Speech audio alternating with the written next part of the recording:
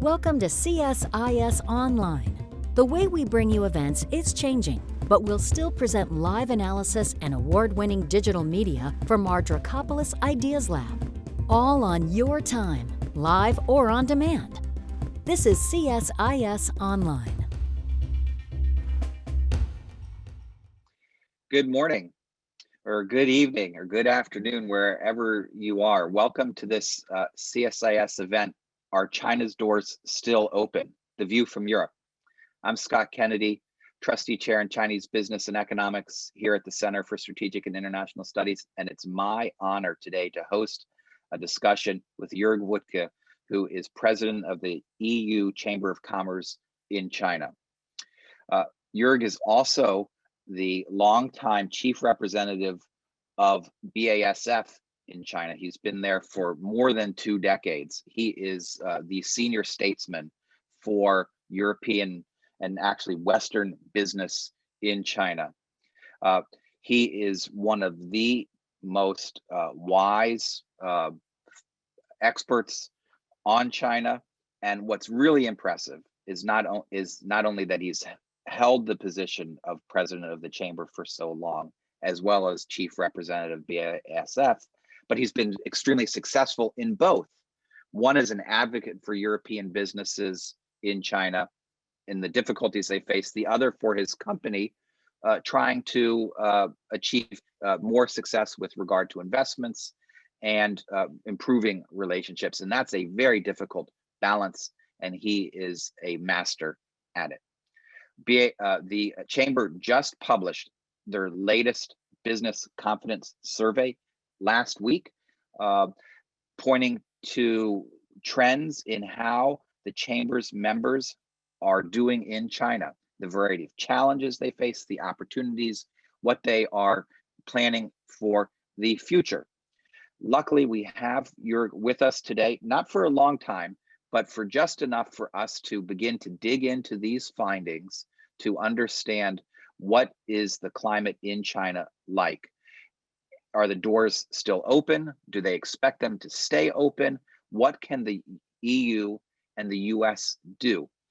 The way today's program is going to run is Joerg is going to make a brief presentation of about 15 minutes or so, and then we're going to be able to ask him lots of questions. I already have written down a bunch, having read the survey results, as well as watched the news. As you know, President Biden and the administration are mostly all in Europe this week, interacting a lot with their colleagues there, including on trade issues, and China is a big topic. So there is a lot to get to, and I'm delighted that we have my good friend, Joerg with us.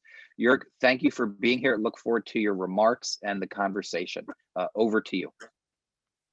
Well, thank you very much, and good evening from Beijing. It's a great pleasure to confuse the Washington audience with what's going on. I wish I would know myself, but I pretend and publish papers and to paper it over, so to speak.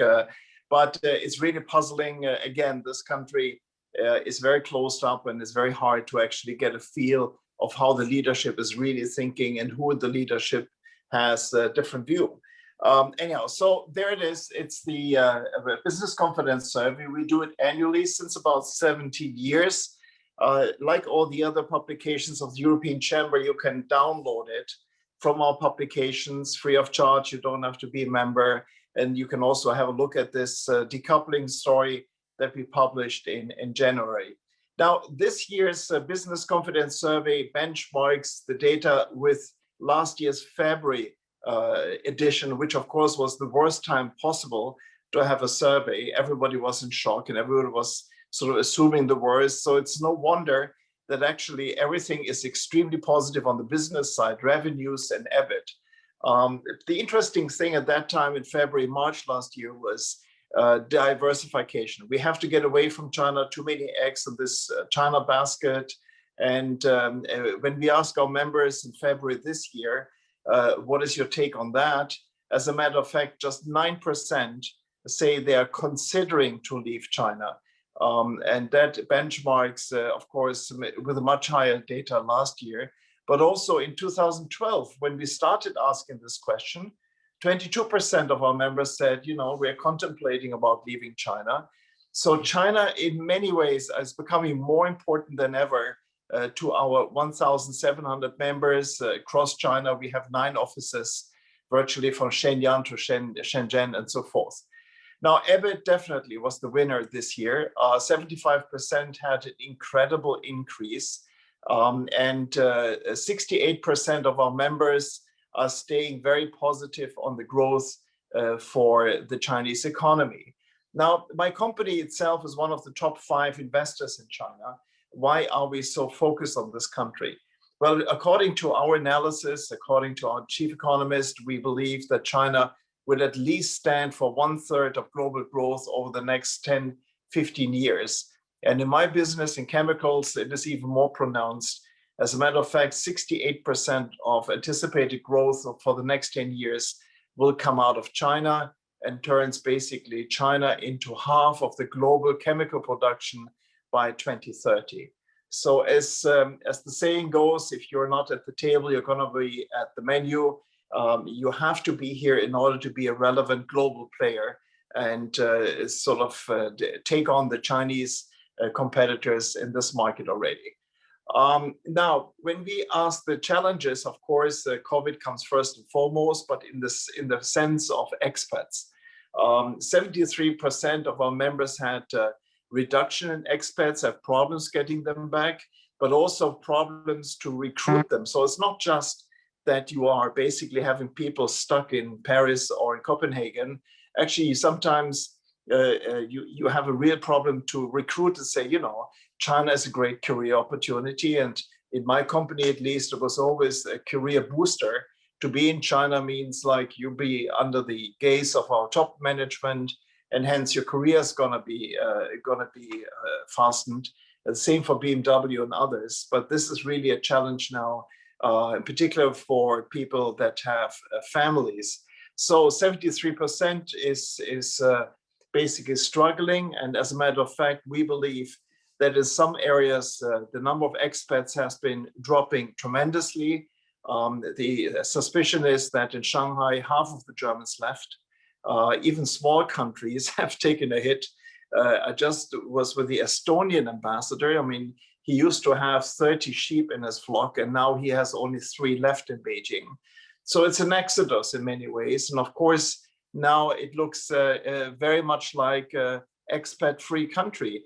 I noticed this, I'm traveling a lot within China, which is very easy. Recently I was in Shanghai and noticed a foreigner. And they felt like back in the 80s, of course, normally you have tourist groups and lots of business people.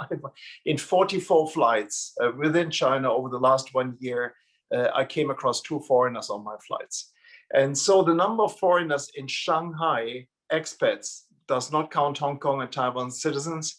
Number of expats in Shanghai and Beijing is smaller in total than the number of foreigners in Luxembourg. So that gives you some idea of how bad it is. The other problem our members report is the politicization. 41% said it's worse than last year, so that it becomes more of a struggle in order to make sometimes business decisions. The atmosphere back in our headquarters is getting sour. We are more scrutinized by NGOs, parliamentarians, capital markets of what we're doing over here. So politicization is a real problem. Again, 41% of our members. And who to blame? Our members say 50% is the government, the Chinese government, 39% is the Chinese media, 28% is the international media, and the likes like CSIS is just a mellow 6% to be blamed for politicization of China.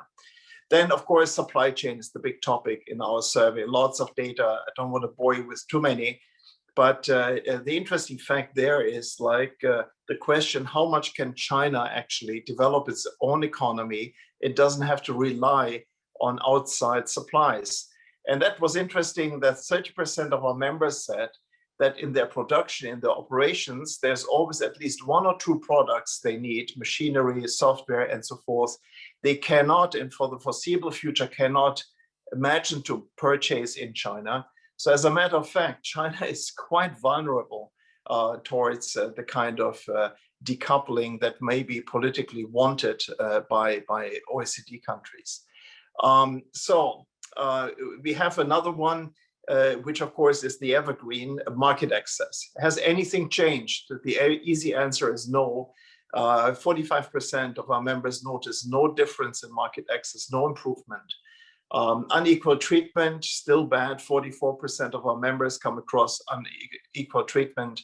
And the SOE reform is pretty much stuck. It is not a reform. It's like the conference board likes to put it, it's a re-form. They're reformatted.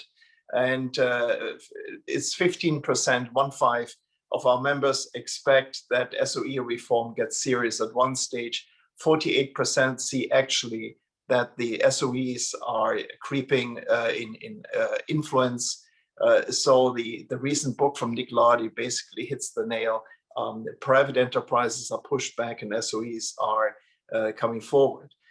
Technology transfer is very interesting because the foreign investment law was announced last year and it explicitly prohibits technology transfer. Still, our members report that this technology transfer is happening. It's 20% of our members experience technology transfer demands from their partners. It is not necessarily the government, and I started a lobby campaign with the Chinese government in order to actually enforce this law, because too many joint venture partners are demanding technology transfer market for technology. Then we have regulatory reforms. Our members say it's stagnated, and IPR actually has seen improvement, and particularly on the enforcement side. I guess that has really something to do with the fact that Chinese companies became more innovative, and there's a stronger appetite in order to reward those companies that come up with some genuine ideas. Also very interesting is business getting easier in China. That's 10% of our members believe that it's getting easier. 47% say actually it's getting more difficult, and 43% stated that it is more of the same. So there it is. You have an economy which is red pepper hot in many areas. You have possibly an economy which last year caused our operations here to safeguard the operations in headquarters. Many companies would not have done as well without the China operation. That leads, of course, to this kind of even more investment, but again, very selected.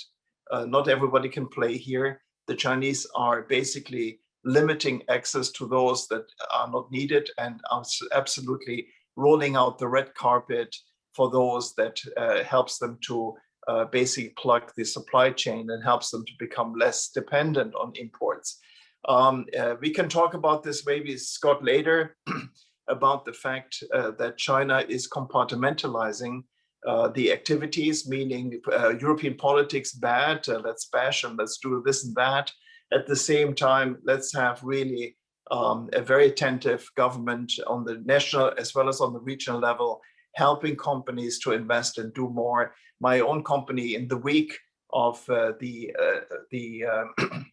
sanctions in March, saw the sanctions happened on Monday night, and on Friday morning, the Prime Minister visited my company's joint venture in Nanjing. Just says about everything about we want big companies, innovative companies to be here. So 2060, the Xi Jinping pledge about carbon neutrality, that's actually where our companies shine and sparkle. 55% of our members believe they will be carbon neutral already before 2030. And by traveling around here, meeting governors and mayors, it is very clearly they actually need multinationals to swing the needle. For us, if we have global pledges, we want to be in various forms carbon neutral 2030, 35, 40. And as the big investment happens here, our operations have to be, really have to be carbon neutral in China. That leads, of course, to the attempt of getting green electricity. My company itself, as we're having a $10 billion project under construction in South China, managed to get 400 megawatt dedicated to our plant, which is quite a lot. and helps us to move towards this carbon neutral pledge. So that's something that has changed the investment appetite of foreign companies. It used to be location, it used to be people, it used to be infrastructure. And now a lot of companies that have very successful operations in some part of China, say Liaoning, all of a sudden are thinking about moving elsewhere because they can't get enough green electricity and they need it in order to fulfill their global pledge. So everybody's struggling here to come up with more wind turbines and more solar and nuclear and so forth and so forth. So last point, basically innovation. That is really the big surprising one. 40% of our members, 40, said that Chinese companies are more innovative than European companies or their own company. And 32% says at least they're equally innovative. Only 22% and above said that basically Chinese companies are less innovative. That is, for many ways, should be a wake-up call for companies. If you're not here, you don't realize how fast they're picking up, in particular in business systems, not necessarily in this kind of destructive innovation that brings totally new products to the marketplace. But also it gives a good argument to say to China, listen, your companies to a large extent are much better than ours. So what the hell are you doing with market access restrictions? So why do you want to safeguard your companies as they are better than ours? How long is the game going to last? And I end with this, Scott. I'm very happy to talk about more details from this report or go into investment agreement and the other very optimistic topics. Super. Well, thank you so much, Joerg. That's a fantastic overview, and congratulations on the survey and also being able to manage all of these challenges. Extremely difficult, but nevertheless, it sounds like European companies have bounced back and dealing with these issues, although they're quite significant. Folks who are watching can add their questions to the Q&A function, and I'll look at those as we're having the dialogue for the next half hour. We're going to end at 9:15, and so just 30 minutes left. So let me jump right in and pick up on a couple things you said, and I'm going to go all over the place with these questions. The first is you mentioned only 9% of those you surveyed are contemplating leaving, down from a decade ago, certainly down from last year, previous years. But you also noticed and mentioned in the report there is adjustments within China for companies trying to build resilience in China. Can you compare, contrast the sorting and supply chain adjustments and movements that European companies are doing between China and the rest of their operations versus the adjustments they're making internally within China and their operations? Well, I guess that the first weeks last year in February, March really led to this kind of, shall we move out of China? And in some areas, it's still ongoing, this discussion, in particular on the pharmaceutical side, the active pharmaceutical ingredients as the APIs, where China has a huge market share. Definitely, European governments want to spend money on this one, as well as batteries, battery materials, where they say we have to have a handle on this one. So it's not that everything is coming China's way. In some areas, actually, it is also for policy reasons moving out of China, or at least not expanding in China. It's always tricky to say, are you contemplating leaving China? And then companies say no, but the next question would have been, are you thinking about doing your next investment in China or elsewhere? And there are some exceptions. I mean, RCEP makes it interesting for our members in order to look into Malaysia, Indonesia, and so forth. But overall, supply chain, definitely, it is unbeatable. I mean, you have 4 lanes going to the port, you have a huge port, you have the infrastructure and everything. And so for us, given the fact that we foresee that China is going to take a third of global growth, as much as all the OECD countries put together, which leaves little options but to be here and try to onshore. I encourage your suppliers to onshore as much as possible here. But again, that is tricky because the laws in China are stiffened. I mean, really on the data flow side, there is supposed to be more transparency for the services here. There's secure and controllable, which then certainly is not secure for us, but controllable for them. That leads companies, as we have also outlined in our decoupling study, to actually think about putting the China operation on an island, meaning that this operation here might be not connected to everything that headquarters has. Most companies are highly centralized and they hate this idea of having a second system, but which turns out to be very expensive in the banking sector. An average bank, if they want to actually put their China operation like into an insular situation, it's, I would say, at least $50 to $60 million. For bigger operations, multinationals, it is certainly above 100 million. So we don't want this, but at the same time, we have to follow Chinese laws, and that means that we have to contemplate of what we're doing here. So R&D definitely is one of the areas most people look at. What can I do here? I can do application, I can do development, but maybe really research I do elsewhere, because then I have to not fight for patents, right, and so forth. So it's a mixed bag. Sure, sure.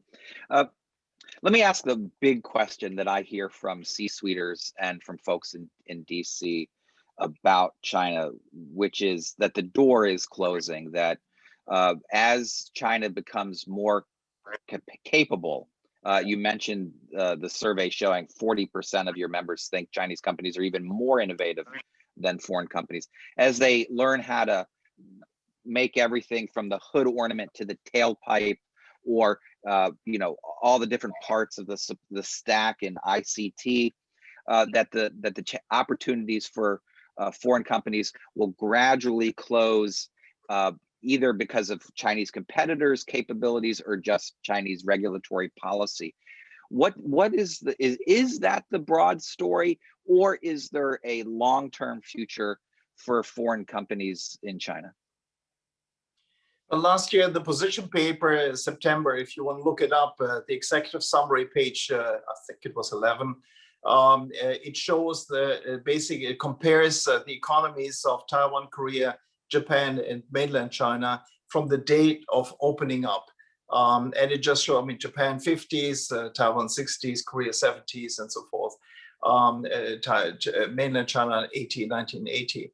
And if it's very interesting, because for the first, I would say 35 years, the economy's GDP per capita, PPP, developed along the same line. China is not an outlier. China definitely grew exactly as all the other East Asian economies, just multiplied by 1.4 billion. That, of course, is huge. And then the World Bank study, basically over the last 5 years, shows that in comparison to the other three economies at the same stage of development, actually China is falling behind. So punching below its weight, slower growth than it would normally be expected to be the case. And then the economy, the World Bank did 3 studies for us. It's in the book about China muddling through. Then China eventually 20 or 25 years from now will level with Japan, but Korea and Taiwan are basically gone. And then there is basically China, you might call it dual circulation, self-sufficiency. China will find it very difficult to catch up with Japan anytime soon. And Japan and Korea and Taiwan are very, very far away.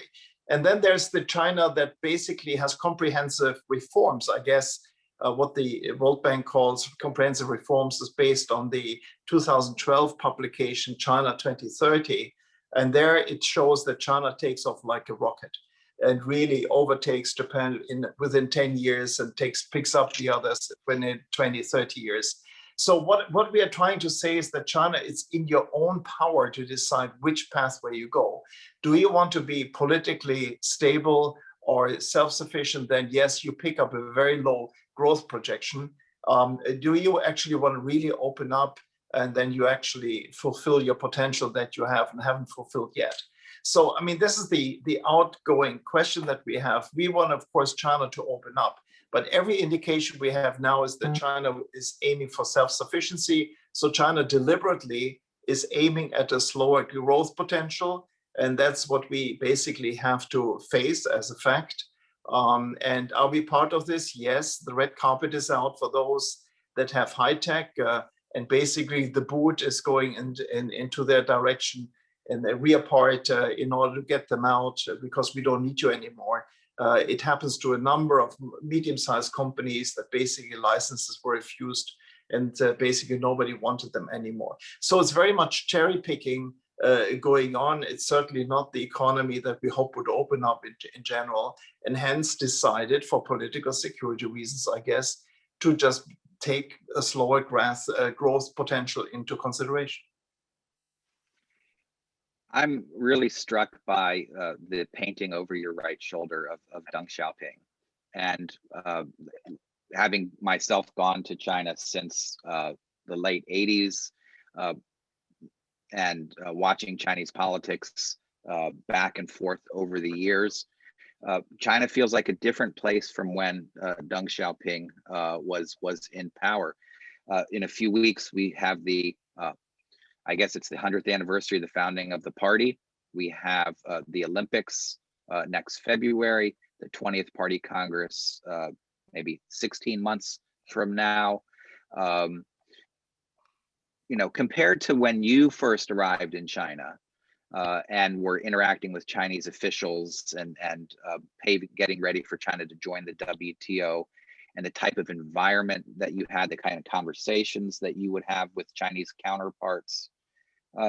What's it feel like to live and operate in an environment in which Deng Xiaoping is celebrated in some paintings, but in the daily life of how the system operates, different? Well, actually, the painting is already 20 years old. I guess there are not many paintings. As a matter of fact, I don't see his picture out there anymore. It's all Xi Jinping. It's all incredibly Xi Jinping. And I guess it's very interesting to read the latest short history of the Communist Party of China. I guess 60–70% is just one man. Even Mao Zedong is struggling to get the attention of the Politburo. So in a way, I came here first time 40 years ago, 82, and found China to be open-minded, curious, and engaging. And it went all the way to 89, then of course a roadblock, and then basically came back. The second hero that I have is Zhou, a man I admire greatly, that basically both had a sense of policy discussion, both had a sense of consensus seeking, both had a sense of bringing China's potential to the fore and develop this country. That seems to be gone. And this also has to do with the fact that actually in those days of Deng Xiaoping and Zhou, the West was a model. You know, our economies were better, our system looked smug, and so forth. And that started to erode, I think, in 2009 with the great financial crisis, and moved on to basically Brexit, then Trump, and of course the way some of the Western countries dealt with COVID was not really a marketing for their system. So in a way, what happens is that I think that the leadership is possibly a little bit delusional about the fact that they have done everything right and the West is on its way to the trash can of history. And I guess that is a really bad misjudgment, because the West has democracies, looks very ugly and looks very messy, but they have a comeback gene, which China might not have. China looks to me now far more insular, far more worried, far more insecure in many ways. You know, the security out there, the cameras, the supervision, surveillance, everything is extra-sized and just doesn't show a very, very self-assured system here. And it all boils down to one man basically creating an echo chamber that has led many of the very good Chinese professionals to come up with conclusions, but basically also looking out of what has the big man thought about this topic and then giving him that as information. Most interesting to me was the investment agreement, which we concluded, and where Europe was actually standing up towards the US and says, we do this. Xi Jinping was instrumental in December of getting this over the red line and get it going. And then basically in March, it was killed by the supersized sanctions that China imposed on Europe. And what surprised me the most, of course, were the sanctions, the definition of it, who they sanctioned, but also that China was so surprised when Europe decided to shelve the investment agreement. Like, oh, we didn't expect you to do this. And it so just shows to me that they have capable people on the ground, but all the way to the top, information gets basically masterminded in order to fit the echo chamber. That's really worrying. So it shows an environment in which the Chinese are striving for self-sufficiency, yet the system that they're creating is getting them slower growth, more external opposition, and maybe they're being their own worst enemies on this. I was just curious, I wanted to sort of switch to talking about the US and Europe.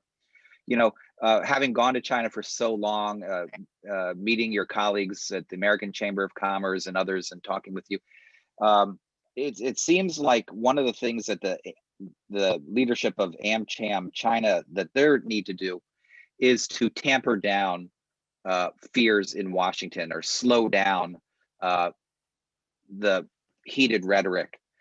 Whereas for a long time, European leaders have been looking to China for opportunities, but your responsibility may be about making them pay attention to a lot of the risks and problems.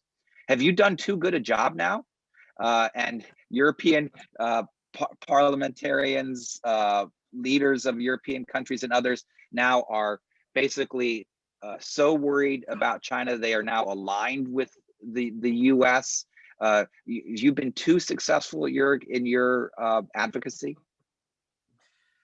Well, I guess it took a long time in order to wake up European decision makers from this kind of naive belief that everything China does is benevolent and is wonderful.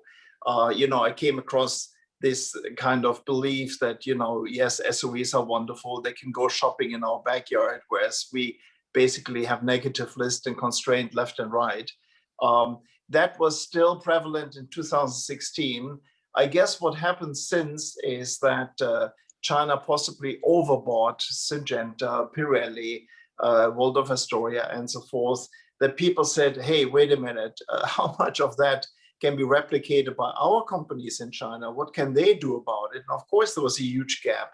And then, of course, the more robust marketing of China on Huawei, if you don't buy Huawei, I'm going to chase your companies down the road in Beijing, did not really help. And it also didn't help Huawei. It's a great, unfortunate, wonderful, very innovative, fantastic company is basically trying to show that they don't belong to the system, but the system constantly reminds everyone that Huawei is with the system. And hence, that's the trouble where they're in. It's tragic to see the companies struggling. So in a way, that has really changed. And of course, robust language, one on South China Sea and so forth, the wolf warriors have changed public opinion. And once public opinion changed, of course, magnified by the situation in Hong Kong and the Uyghurs, actually, then our politicians had to react. It might come as a surprise, but our politicians look at polls. And if China is viewed by 60 to 70% favorably in 2010, then of course policy is accordingly.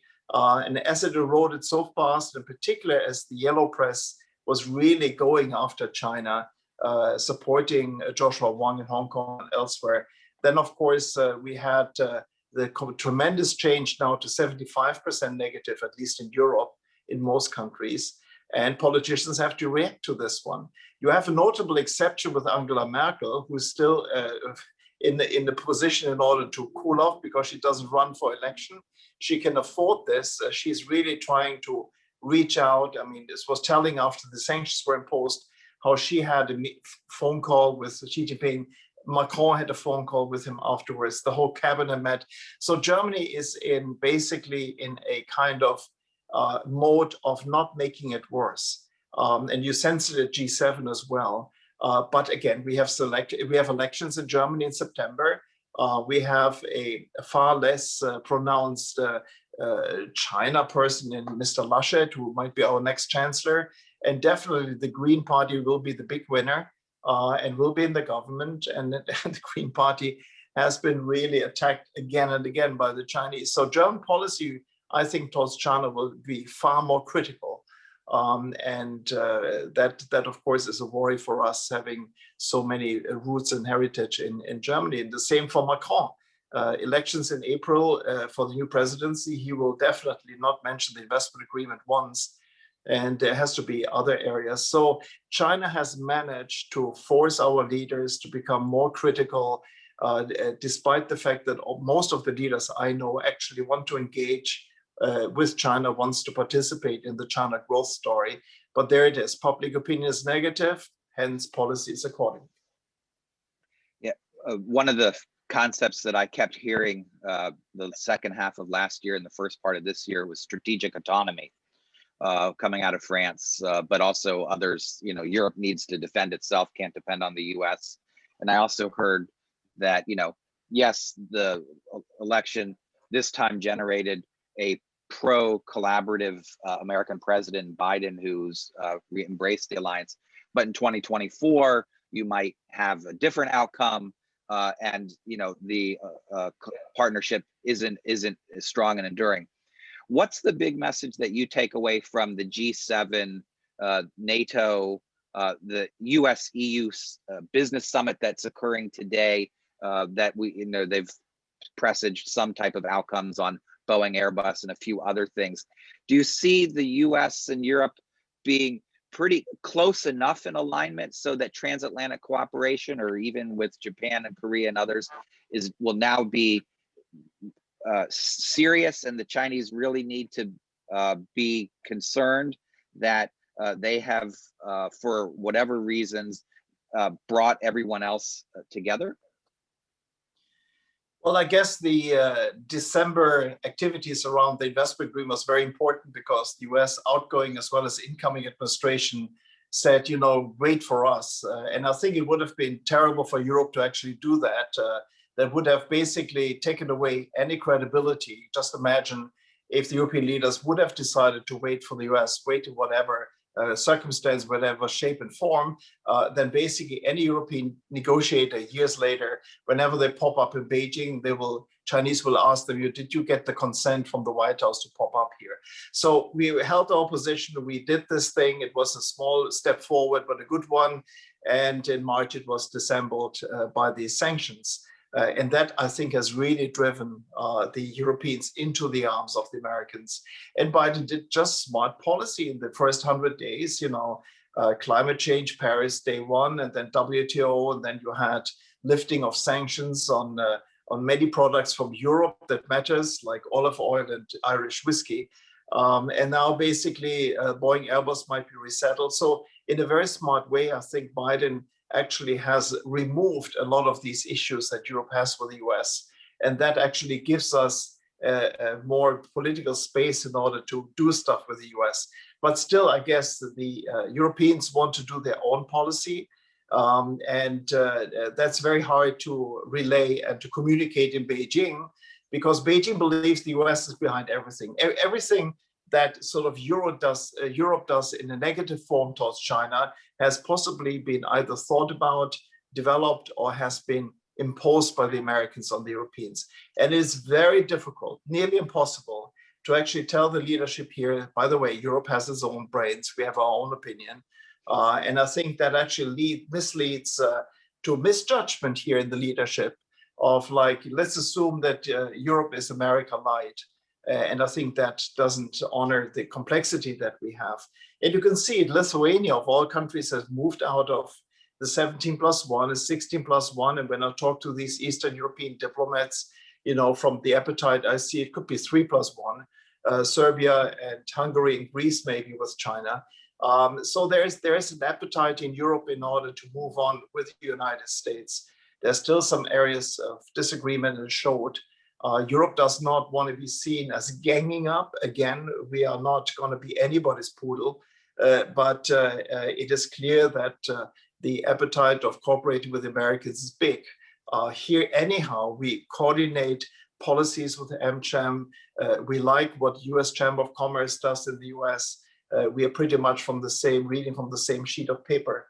But of course, politically, it's going to be more challenging. But we are on a pathway there, and in many ways, thanks to China's assertive policies. Well, I know we've got some folks on from the U.S. Chamber of Commerce here in Washington observing, so I think you've just said some happy remarks to that they're finding helpful, and I think that it's heartfelt. Let me ask just on a specific issues with sort of data localization, which you talked about, and Huawei and telecom. Do you when it really comes to the rubber meeting the road on this, do you think that we're going to be able to come to some agreement about protecting cyberspace, and the EU has its own rules on data privacy, or do you think that the Chinese are going to be able to carve up the internet, require firms to keep their data in China, make it so that the Chinese state is able to engage in cyber activities globally? Where do you think this is all going? Data seems to be, people talk about the data as the new oil. It may be more important than oil. My guess actually is that the economic decision makers here, be it in NDRC, MOFCOM, MIT, or other places, actually are far more reluctant to go down this road, which has been assigned and has been the architect done by the security apparatus there. I think there is actually a far more sober assessment amongst the economic planners to see that how much they need the US or Japan or Korea and Europe in order to move the economy forward. But I guess the security apparatus is far more determined in order to actually bring complete control and security to the country, and one does not match the other in a way. So I guess that there will be a stronger emphasis still on security, hence there will be more demands on data disclosure and so forth. And I guess at one stage companies have to decide, what they built here and what they kind of do in order to stay operational. So in the decoupling study that we've done, actually, that is a worry. We actually also will look into this in a standard study we come out with in December, where we see the battle for the future is on standards, what China's doing, how Europe is handling this on the US. And there are big gaps between Europe and the US on this one as well. But I guess that, yes, I think the economic relationship between Europe and China will stay below potential. There's far more potential going on. Just look at the trading data.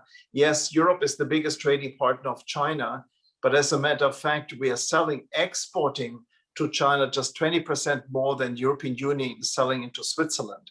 It's just like China is having a wonderful run in exporting to Europe that matches this. And on services, which is never mentioned by MOFCOM, the US is 6-7 times more important to us as a market than China is. So in a way, what I'm saying, and it sounds ironic given this kind of success story that our business confidence survey shows, is China is punching below its weight. It could be better. We wish it would be better. Is it going to improve this direction? I think it will find it very difficult to convince the security guys in order to open up the country or the economy more. And that's, I think, to the detriment of this country. We just have time for a final question. And I want to ask it sort of two parts, because I'm probably the person that could bring the most darkness to a room the last few years. I've been really pessimistic on a lot of different things, and some of the things that we've said this morning or this evening, China time, are also deeply worrying. So I was wondering, maybe two parts. Maybe if we could look sort of glass half full. What is something that you've seen in China the last year? Maybe it's a Chinese company that's been innovative, or some personal experience you had that gives you positive impressions of China, or hope you've seen some type of innovation or just something that's positive. And then looking long term, what's the mechanism for China to course correct? Is it going to be them running into a problem, just the light bulb will go on? Will it be some military conflict that they lose? So what's something in the short term that you've been impressed by? And then looking long term, what's the pathway for a more optimistic scenario for China? Well, first, really, to look at the world and see that China grows as much as all the OECD countries together puts hope into every businessman's heart. And again, if your market is 68% dependent on growth from China, I mean, that does leave you with little choice of putting the money elsewhere, as shown in our huge investment in Guangdong and other projects we are now working on. So in a way, the growth in itself is so staggering. And I think Jamie Dillon from JP Morgan recently made this case. You know, China is $10,000 or $13,000 per capita. And if it grows along the same lines, in 2040, it will be 25,000. The US is $65,000, and if it grows along the same lines, it will be at 85. Still, 25, 85, just China has this advantage of being very little developed times 1.4 billion people, and that makes all the difference to business. So where's the upside? Definitely. Again, look in our surveys, 70% of our members say Chinese companies, and I guess it's all private enterprises, are either as innovative as we are or even better. And that gives you an idea about how you can grow in a market where everybody is so demanding. We grow with the Chinese customer. That's the biggest winning point for the German car industry, is that actually they learned how to be faster, more nimble, and more gadget driven. Again, a Mercedes-Benz, a normal Mercedes-Benz buyer in Germany is 53 years old, and in China is 35, and primarily also women. That, of course, has a very different demand structure. The customer here is so sophisticated, so demanding, that actually as a company, you really have to be fast. I give an example. In our lab in Shanghai recently, 2 years ago, I was guiding around the prime minister of our home state, and we got her to a station. She looked at this and said, you know, wonderful, interesting. How long did it take you here in Shanghai? And the guy said, 15 months. And he said, how long does it take in headquarters? And he says, well, probably 2 to 3 years. And she couldn't believe it. But it's like you have this demanding story from the customers. They take a risk. You know, if it doesn't work, we try something else. That's something, if a company can actually instill this spirit and put it up in the headquarters, it's a winning proposition. It's not really R&D that makes the country so competitive. It's just trial and error. The kind of risk-taking people take, the kind of shifting of demands from the urban people. That's really what drives us here. And if you're not in this market, you actually underestimate how speedy it is. So private enterprises is definitely the big story, the positive story. And that's something we can grow with, and we have the same issues like them, by the way. And the other thing is, like, you know, there's always this talk about Taiwan being military and so forth. There's a lot of pessimism around this. Now, I lived in Taiwan in the 80s. I'm still very much engaged with Taiwan, and I must say I don't see it really by any measure. I think it would be self-defeating for China. I know people put a lot of ambitious thoughts into Xi Jinping's brain. You know, you have to go down history. You have to match this man behind my thing with getting Taiwan back. But if you ever lived in Taiwan, if you've seen the military, if you've seen the beaches, if you've seen that actually the distance to the mainland is twice as long as for D-Day, I don't see this coming. And boycott or embargo or kind of circling Taiwan will definitely bring down the global economy, as we have seen already now, a shortage of semiconductors, how disruptive that is also for the Chinese economy. And again, if you would take on Taiwan, definitely the semiconductor industry takes a massive hit, and so does the global economy. So I don't see this coming. I might be wrong. I hope I'm not wrong. And in a way, I think that always gives me optimism, is that, you know, there's sometimes a lot of Beijing opera happening, and we always don't have to take it as face value. This country is deep down inside far too pragmatic to make this kind of stupid moves. Well, this has been a absolutely fantastic conversation. I think one of the things that I take away from this is China is an amazing challenge, both because of its political system, but also because of the type of companies and the risk taking that you mentioned. It's a full body challenge, and I think European companies and the entire global community is lucky to have you there in China. And we hope that you're there for a good long time. I know at some point you may not be, but boy, we really depend heavily on you for your eyes and ears and your voice. And it's been hugely beneficial. The other thing that comes out of this is the upsides of interdependence, not just as opportunity, but also as a tool. And the advantages that we get. We don't have these abilities to push and prod China without interdependence. And so the question is, how can we use interdependence to our advantage, not just as an idealist type of idea, but really pragmatically. And so I think that's a big challenge that Americans and Europeans face. If we're not going to decouple, if we're going to stay, then we have to figure out how to use this situation to our advantage as best we can. And having you there certainly is a big help. I want to thank you for the time you spent with us today. I want to thank our audience for joining us, asking excellent questions, and for the CSIS team within the trustee chair, as well as our folks in broadcasting for putting this program together. We will look for those reports on standards and other issues coming forth. Folks should go to the EU Chamber's website to read the survey that just came out. And again, thanks so much for your time with us, and be well and take care, everybody. Good night, everybody. Thank you so much for inviting. Take care. Bye, Scott. Thank you.